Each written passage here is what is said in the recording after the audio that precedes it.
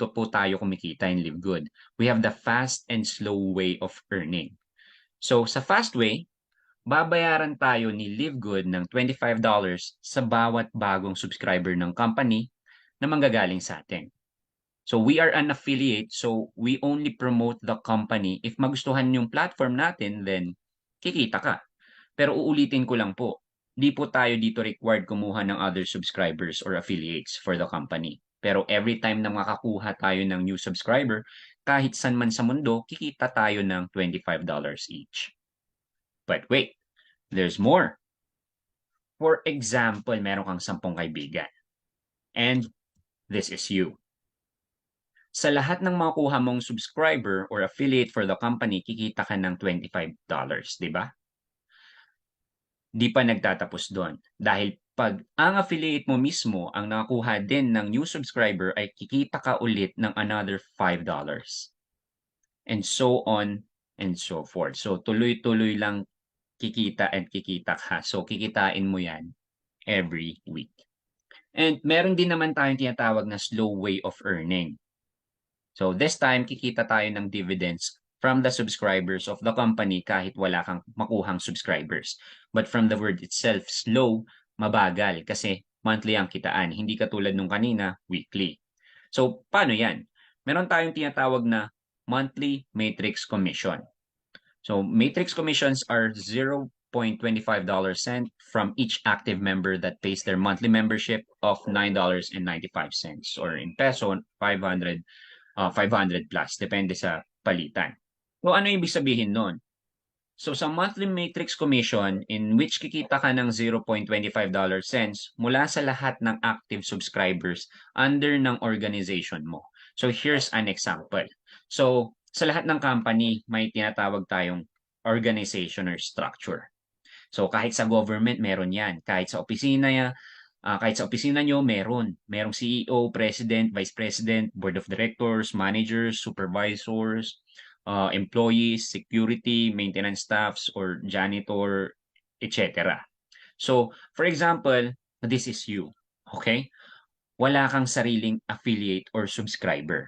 Okay lang yan kasi meron tayong tinatawag na spillover. So, lahat ng papasok mula sa taas ng organization mo, sa'yo mapupunta.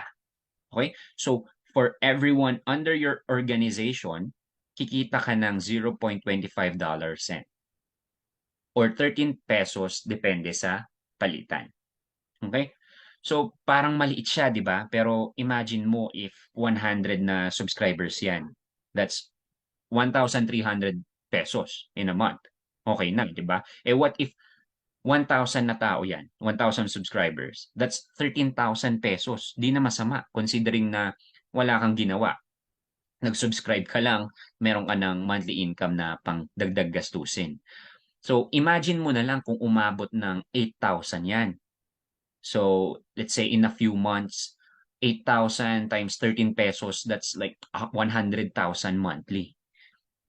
Ibig sabihin, kahit nga abutin ng taon bago umabot ng 8,000 subscribers ng organization mo, okay lang kasi alam mong may inaasahan ka, 'di ba? And klaruhin ko lang, hindi po ito magic na pagka-member mo, next month kikita ka na ng 100,000.